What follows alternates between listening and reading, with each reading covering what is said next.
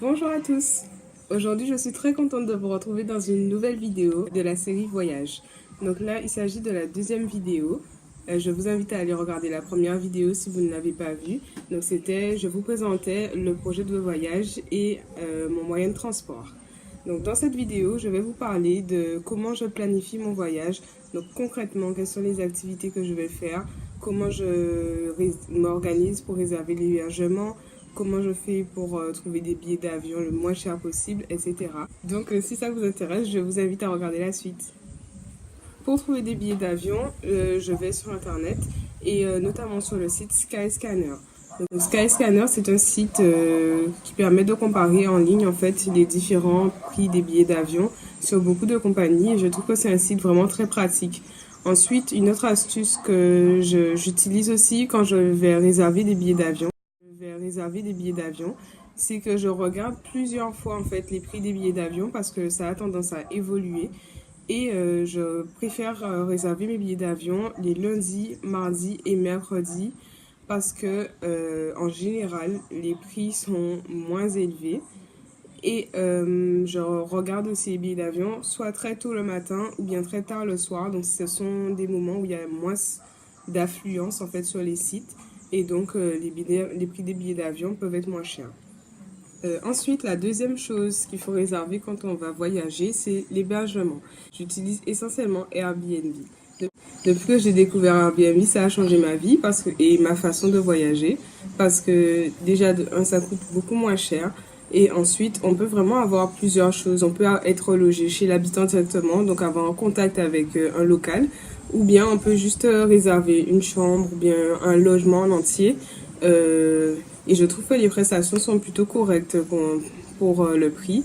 Et on se sent vraiment immergé dans la culture, dans le pays, parce que on vit directement chez les locaux au lieu de vivre dans un hôtel.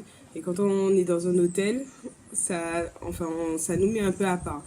Ou bien je peux regarder aussi sur Booking. Donc Booking, pareil, ça permet de trouver vraiment plusieurs types de choses. C'est un site aussi un peu comparateur en ligne. Et donc sur Booking, il propose aussi des chambres d'hôtel, des chambres d'hôtes, des chambres un peu type Airbnb.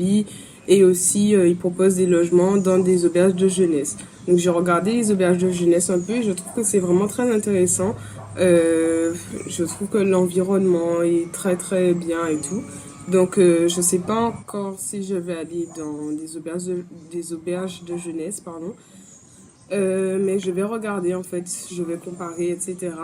Et je pense que j'irai peut-être au moins dans une ou deux auberges de jeunesse. Mais en tout cas sur Booking, ce qui est bien, c'est que on peut par exemple choisir de réserver avec le petit déjeuner déjà inclus. Et le dernier point que je voulais aborder avec vous, ce sont les activités.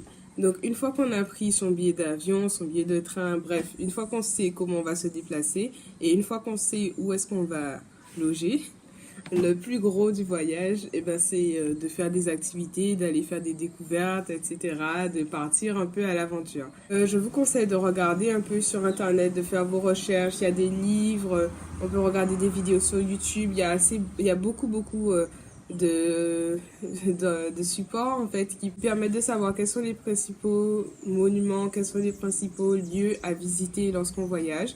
Donc en fait, en gros, ce sont les incontournables, les choses à ne manquer sous aucun prétexte. Et ensuite, en plus, on peut faire des activités.